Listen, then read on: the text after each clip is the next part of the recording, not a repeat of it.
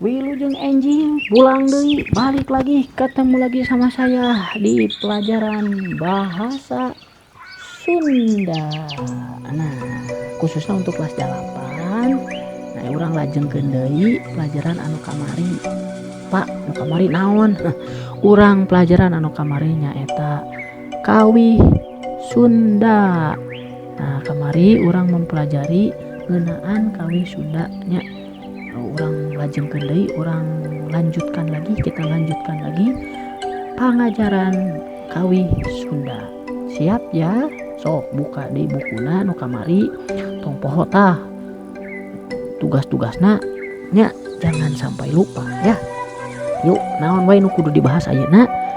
Loba pisan nu kudu dibahas. Nu kahiji, nah mahamkeun eusi kawih. Nah, naon sih kawih teh? Kawih teh loba pisan. Nah, kawih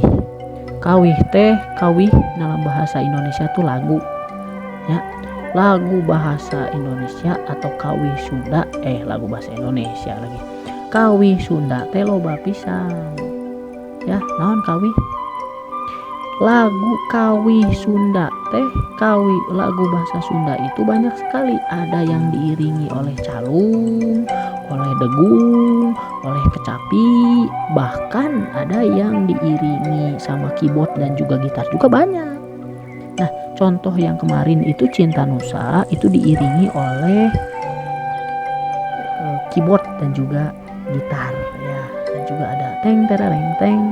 Nah, itu beberapa contoh dari kawih yang diiringi oleh keyboard. Banyak sekali, ada yang calung, degung, suling. Nah, nanti kita akan coba kalau di kelas ya. Kalian bisa lihat-lihat di YouTube, di video-video mengenai kawih Sunda. Saya banyak koleksi, jadi kita bisa bahas. Nah, bahkan di dalam kawih temanya pun banyak juga. Ada yang menceritakan mengenai kehidupan sehari-hari, kehidupan sapopoe, keindahan alam, cinta lemah cai atau cinta tanah air, rupa-rupa atau macam-macam makanan, pepatah, dan juga yang lain tentu saja. Nah, jika kita pahami di Cinta Nusa kemarin, tentu temanya yaitu keindahan alam, cinta lemah cai. Cinta lemah cai itu adalah cinta tanah air, atau tujuannya untuk pepatah untuk agar kita memelihara lingkungan hidup ya. Tuh, kawih Cinta Nusa karya Mangkoko miboga jejer, miboga mempunyai jejer atau tema mengenai pepatah sehingga kita bisa memelihara lingkungan hidup. Nah, ini sangat penting jika kita ingin memahami makna dari kawih. Kita lanjutkan kepada struktur teks rumpaka kawih. Struktur teks rumpaka kawih. Sebenarnya kawih teh sabangsa dangding, sabangsa kawih itu. Nah, struktur rumpaka seperti puisi sebenarnya, tapi kawih mah sabangsa dangding, sabangsa lagu yang tidak memakai aturan atau patokan pupuh. Pupuh apa? Pupuh itu ada patokannya. Pupuh itu ada aturannya, tapi di dalam kawih tidak memakai patokan seperti itu ya. Nah, ini bisa mangrupa sekar atau karangan yang ada temponya, iramanya, tentu saja melalui liriknya yang jelas. Nah, itu mengenai jadi sama, tapi tidak memakai aturan pupuh. Pupuh apa? Nanti kita jelaskan di pelajaran yang selanjutnya yang akan kita dapatkan nanti setelah mungkin semester kedua ya. Tapi yang jelas ada juga. Nah, yang membuat melodi di dalam kawih itu namanya juru sanggi. Yaitu juru sanggi itu ada jalma, orang yang menciptakan melodi lagu atau notasi lagu. Yang membuat lirik bahasanya siapa? Itu dinamakan juru rumpaka.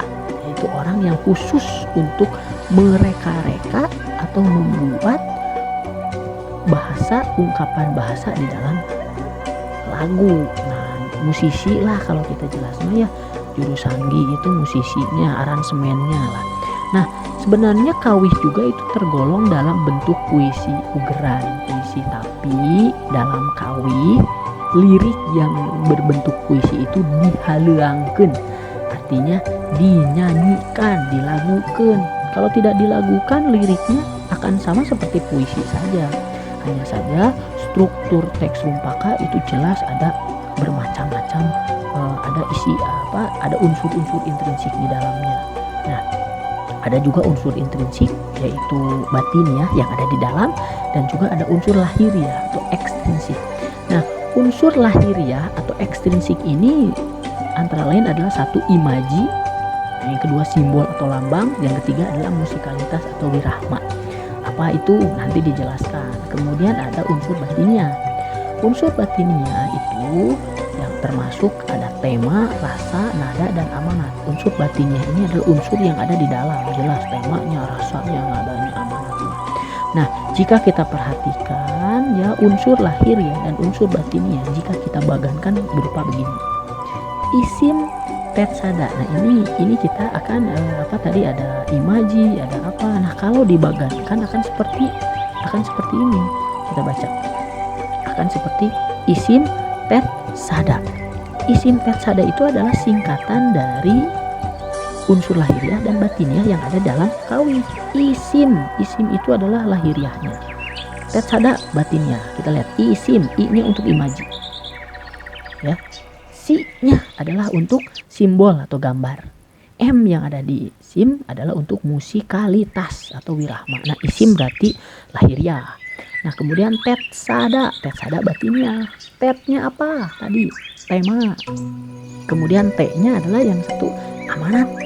Kemudian sa artinya rasa. Kemudian da yaitu nada. Nah, kalau kita gabungkan, kalau kita ini buat menghafal yang enak adalah isim tetsada, biar gampang diingat ya, biar gampang diingat. Jadi isim itu lahiriah, tetsada itu batiniah. Isim tetsada. Nah, hafalkan karena mungkin nanti akan keluar ya. Apa yang saya jelaskan akan keluar. Nah, kita akan jelaskan satu-satu apa itu isim, apa itu isim betul, apa itu tetsada. Nah, mulai dari lahiriah. Lahiriah itu isim berarti ya. I yang pertama. I yang pertama adalah imaji atau gambar. Naon imaji? Apa itu imaji? Imaji itu gambaran atau gambaran yang terasa, kelihatan, ataupun karenge, ataupun yang terdengar walaupun hanya dalam bayang-bayang saja. Nah, imaji yang digunakan untuk memberi gambaran yang jelas, yang menimbulkan suasana yang khusus dan lebih menghidupkan gambaran dina pikiran dan juga panca indera, seperti panempo itu penglihatan, pangdenge jadi gambaran yang terlihat, terdengar, terasa. Itu contoh dari panempo misalkan, contoh dari contoh yang menghidupkan gambaran yang berhubungan dengan panca indera. Panempo contohnya adalah seperti tatangkalan, tutuwuhan gitu kan ya. Nah, itu kan kelihatan, itu kan terdengar. Nah, selain imaji anu katempo tadi, panempo tadi nyaeta tutuwuhan jeung tatangkalan, aya deui nyaeta imaji. Contoh imaji anu pangrasa. Pangrasa itu berkenaan jeung rarasaan urang.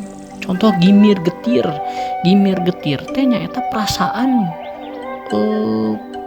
takut, perasaan sieun, roh jinawi artinya perasaan subur. Nah, eta unsur lahiriah anu imaji. Nah, ayeuna anu kadua simbol atawa lambang. Simbol atawa lambang teh naon? Hiji barang atawa hal anu nyata seperti warna, kejadian alam, jeung salian teh eta anu bisa digunakeun pikeun ngagambarkeun kahirupan atawa kaayaan rasa manusia.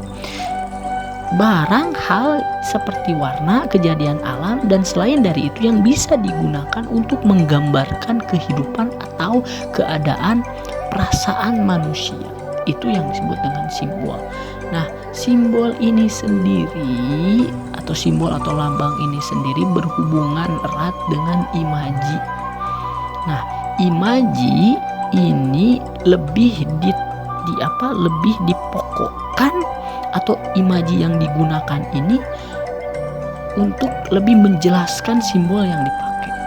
Ya kan, simbol-simbol yang dipakai di sana itu dijelaskan lagi atau ditekankan lagi oleh imaji. Nah contoh simbolnya nyaeta ada hejo ngemploh. Nah hejo ngemploh itu kan hijau yang mengandung arti kekayaan alam yang subur. Ya, simbol nate hejo ngemploh. Apa warnanya? Gimir getir. Ini kan imaji ya.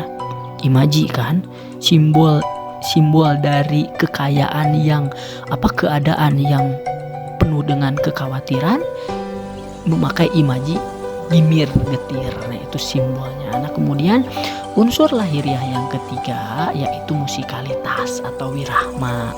Musikalitas atau wirahma ini sama dengan ritme, rima, dan juga irama yang sangat besar pengaruhnya dalam menancapkan atau memaknai atau lebih menjelaskan mengenai makna ataupun maksud dari si kawih tersebut. Ya, tentu saja ini sangat berhubungan dengan maksud yang ingin disampaikan. Nah, sehingga lirik ini ngawirahma atau memiliki musikalitas yang bagus, ini harus digunakan purwakanti. Purwakanti itu rima, guru lagu, guru wilangan, jumlah pada lisan unggal pada, dan juga selain dari itu. Jumlah purwakanti rima. Apa guru lagu? Guru lagu itu artinya suara vokal di ujung kalimat. Guru wilangan itu artinya jumlah engang, jumlah suku kata. Jumlah pada lisan artinya jumlah baris dalam setiap bait. Itu pun harus diperhatikan. Karena apa? Karena rumpaka yang bagus itu bukan hanya sekedar isinya saja, tapi juga wirahma, musikalitasnya pun harus diperhatikan. Nah itu sangat penting. Nah adapun tadi istilah-istilahnya pada lisan itu apa? Jumlah engang. Nah dalam kawih ataupun puisi ada istilah mengenai engang. Engang itu suku kata, hampir sama sebenarnya ya. Jumlah engang itu jumlah suku kata. Pada lisan artinya baris. Jadi berapa pada lisan tina tiap pada itu bait. Berapa jumlah baris dalam setiap bait. Nah itu jumlah, itu ada pada lisan, ada pada, ada jumlah engang. Itu pun perlu diperhatikan dan dicontohkan dicontohkan di sana juga ada ya, di buku itu juga sudah dijelaskan jumlah engangnya seperti apa. Kemudian yang kedua, isim tadi tet sada, yaitu unsur batinnya. Nah unsur batinnya yang pertama artinya tema. Tema teh apa sih? Nah, tema itu adalah pokok pikiran atau menjadi persoalan yang ingin disampaikan oleh pengarang kepada pembaca ataupun yang mendengarkan. Melalui apa? Melalui karya sastranya. Jadi pokok pikiran si pengarang, ini pokok pikirannya apa nih? Ini yang kita sebut sebagai temanya. Nah, tema dari Mang Koko itu yang Cinta Nusa itu adalah mencintai tanah air. Ya temanya, ya kan? Itu di sana juga ada dijelaskan. Yang kedua, rasa. Rasa ini merupakan sikap dari pengarang terhadap tema persoalan yang ada di dalam karangannya. Nah, gambaran yang ingin dijelaskan ini berkaitan dengan rasa manusia, rasa yang ada dalam kehidupan sehari-hari. Seperti rasa sedih, rasa gembira, rasa sieun atau takut, rasa marah, rasa semangat, dan juga rasa-rasa yang lain. Ya. Nah, ini kayak ning sedih. Nah, ini rasa seperti itu ya, bukan rasa makanan ya, ini rasa perasaan hati ya gitu ya. Jadi ini yang mendasari atau yang yang lebih dijelaskan atau menjelaskan mengenai tema bukan tadi. Kemudian yang ketiga ada nada atau tone. Tone ini berhubungan dengan rasa yang tadi. Nah, ini merupakan sikap pengarang kepada pembaca. Nah, sikap ini bertalian dengan rasa. Rasa atau nada bertalian dengan suasana. Contohnya nih rasa gembira. Rasa gembira tentu nadanya juga akan menggembirakan kan. Nah, berarti rasa sedih tentu nadanya juga akan sedih. Nah, ini berarti nada dan rasa ada hubungannya. Nah, ini unsur batinia. Kemudian yang keempat yaitu amanat. Amanat itu adalah hal yang ingin disampaikan oleh pengarang kepada pembacanya atau kepada pendengar kawihnya. Tujuannya apa?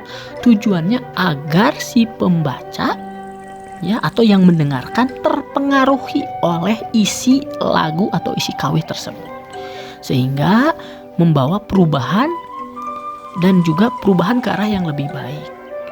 Ya, itu membawa perubahan yang lebih baik dalam kehidupan si pembaca. Nah, ini amanat. Ingin apa yang ingin disampaikan. Nah, itu mengenai unsur batin ya dari kawih. Nah, ada dua tadi, unsur lahiriah dan juga unsur batinnya. Unsur lahiriahnya itu kita bilang isim, yaitu imaji, simbol, dan musikalitas. Sedangkan unsur batiniahnya ada 4, yaitu tetsada, tema, amanat, rasa, dan nada. Ya, oke. Sekarang latihan dan tugasnya. Latihan tugasnya hanya 1 ya. Jadi tidak usah repot-repot. Yang pertama, 1 ya. Titenan deui, perhatikan kembali lagu Cinta Nusa karya Mang Koko. Kemudian tentukan oleh kalian 1 unsur lahiriahnya apa. Yang kedua, unsur batiniahnya apa. Ya, dan ingat beri contoh masing-masing 1 ya. Tiap-tiap unsur itu kalian jelaskan ya. Jadi tidak harus isim tetsada, tidak. Jelaskan maksudnya, jelaskan yang ada di dalam Cinta Nusa karya Mang Koko. Nah, gitu ya.